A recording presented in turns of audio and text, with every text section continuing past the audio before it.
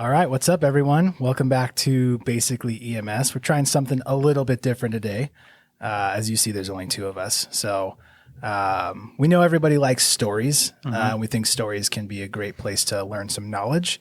And not everybody has an hour to listen to a podcast. So we're going to do something a little shorter, more based around just a single story. We're hoping to make it a pretty consistent thing that we do. So let us know if you like it, if you don't, so we know if it's worth pursuing. So yeah, I'm full of stories too. You are. They're not good, but you're full of them. That's true.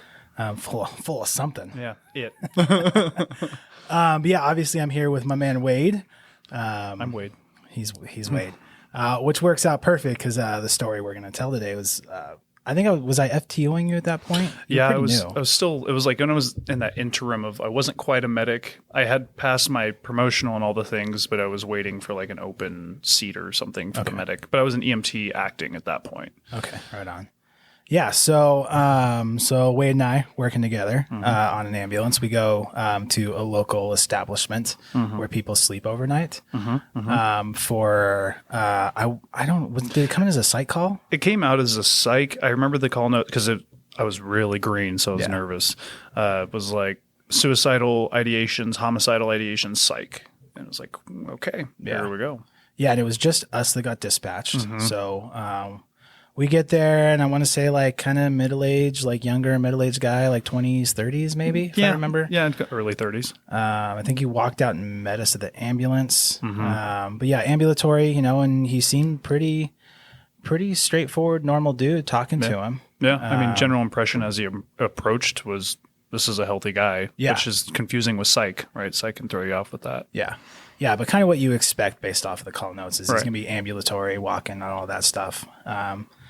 Yeah, and I don't remember much until I think I was in the back, right? I teched this call. Did you tech that call? Yeah, you're like, have fun. I remember, yeah. He was an interesting guy. So he was a schizophrenic, symptomatic delusional schizophrenic, and he basically what he was telling was that he was kidnapped as a baby by this lady named Nancy. I can never remember her last name, but he had the full meal deal on her name. But essentially, Nancy kidnapped him when he was a baby out of his mom's room in the hospital and put a long needle up his nose into his brain and then put a chip in there. And so then Nancy could talk into this microphone and then it would come out as screaming in his head. And Nancy would tell him to do things. And I remember at one point, because we're standing like by the rig, and he's like, yeah, like a police officer could walk by and she could be right behind them and she'd just whisper and it's screaming in my head to like hurt and kill everybody. It's like, and that was the moment where it was like, cool, I'm going to take one of like these numbers, just a half step back. But he was nonviolent. He was very able to talk down. But yeah, it was a very interesting ride in. Lots of questions. It's not something I had heard before. And it was an interesting thing because he was really specific about like, she's screaming in the microphone, but if you were standing next to her, it would sound like she's just talking pleasantly. But, it's the technology that allows her to scream in my head and tell me to hurt people and hurt myself and all that stuff, which was, it was interesting. If I remember right too, he was aware enough to be like, I need to get back on my meds, right? I think that's kind of why we were driving to the hospital. Yeah. And there was something else about him that he was saying, I was like, he's like, Nancy, right? And I was like, I don't. Who's Nancy? He's like, don't lie to me. Of course you do. And I remember that was the moment where he kind of got a little fidgety and it was like, okay, this is where I got to draw the line of like this. I could push this guy to an area of, I don't want to say violence because that's very assumptive, but I could to maybe an area where we're a little bit more danger than normal. Yeah, definitely take him from being, pretty easygoing and kind of our friend a little bit. Like we're his friends at that point. Now he feels like we're lying to him. Right. Because it's a pretty straightforward story, right? It's an interesting story, but as far as the call goes, it's a pretty straightforward story. But the thing that we were talking about earlier about why we think this is a good thing to talk about is kind of I know Aisha had a bit of a shift in perspective on psych patients afterwards. I remember talking afterwards and I had a thought of like, what if he's right and I'm wrong? Oh yeah. What if there is a Nancy?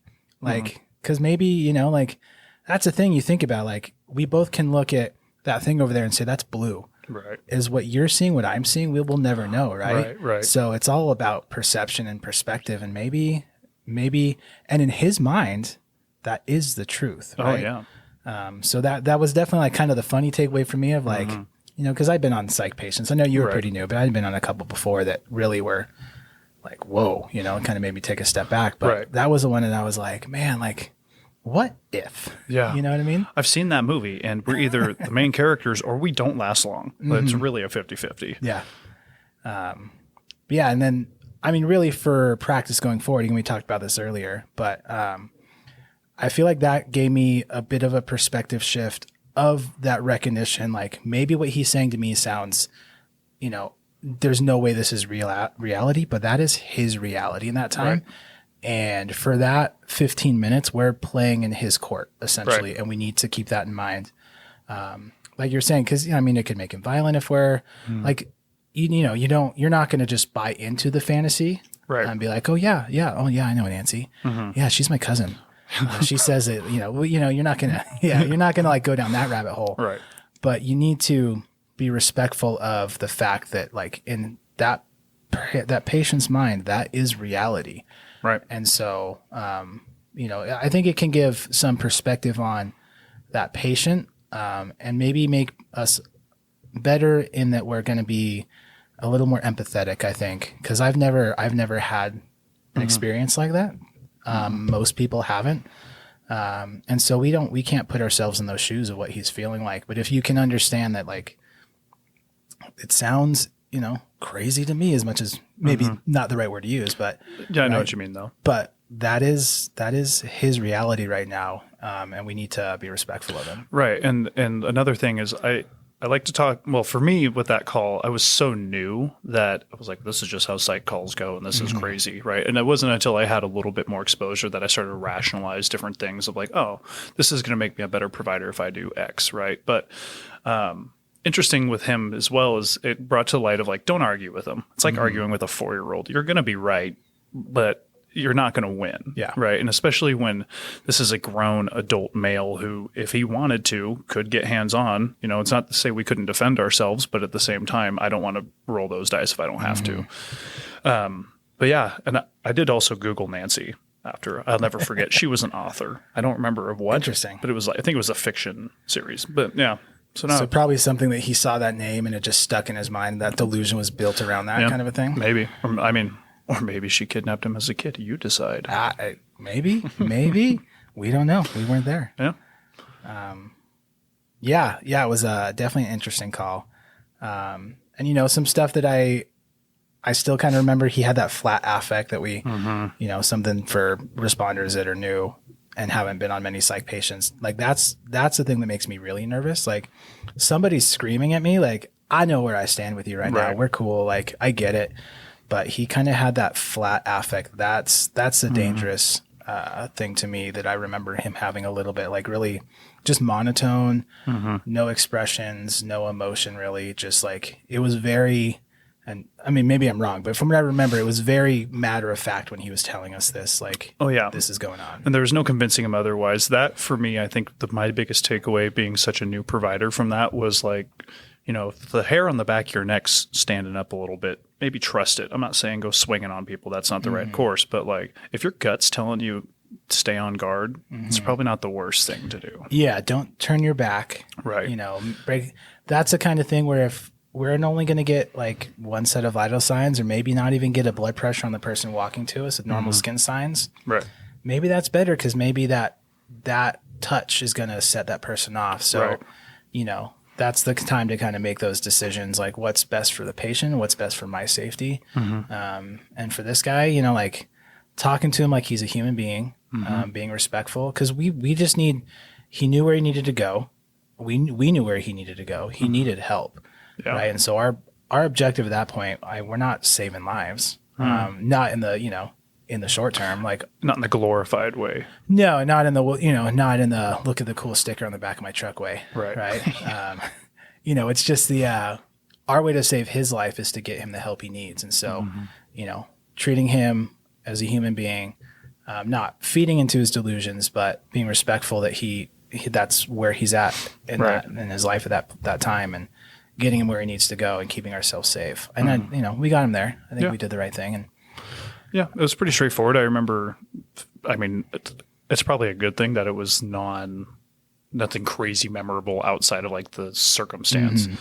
Yeah. I mean, it doesn't, like you said, it doesn't help to feed into the delusion, but like sometimes if you need it to get an assessment done, like I've heard it described of like, there's the stereotypical someone's on some sort of substances, they're looking at the ambulance, like, you see that giant red dragon? It's like, no, can you describe it to me? And like, I'm not playing into it, but I'm using it to get an assessment of sorts, right? Because I already know it's not A&O. I know that's, well, we can't definitively say not I mean, A&O, yeah, but, like it could be. That doesn't mean that they're not delusional, right? Fair. I mean, by definition, the A&O, they can person, place, time, and event could probably answer those questions. There's just also giant dragons standing on top talking of the to the ambulance. hallucinations. Yeah, right. Yeah, which doesn't preclude you from being able to, understand the rest of the world around you. Peach dragon. This big old guy. Yeah, he's there. Yeah. Right on, man. I think hopefully that's a little bit of insight for people and a fun little story. It's definitely one that was 5 years ago, probably. Yeah, 2019. Yeah, that was a while ago, and something that we've talked about a couple times. It's one of those, one of those stories that when people are like, oh, tell me about what you see in the field. That's when there's always like, dude, this is kind of a wild one. It comes up. Yeah. Yeah. I think this is, as far as this segment goes, I like the option. I think we should, if you guys have suggestions of like, oh, I wish I had a good, cardiac call story, let us know. We might have a few. Yeah. I mean, we don't get too much into our backgrounds here. But I've been doing this for like 12 years. We've got a lot of people there's a lot of experience behind these tables. Oh, yeah. So, I think going forward, I think we'll have some fun stuff to talk about and hopefully give some people some good real life knowledge that we learned. That's less lecture at you and more like, let's just have that talk on the way back to the station after the call, right? Like, what did we learn from that? So how to be a field provider, not learn the textbook. Yeah. They're different. Very different things. But yeah, cool. So check us out on YouTube, Apple Podcasts, Spotify, all those other places you can find us. And we'll check you guys on the next one.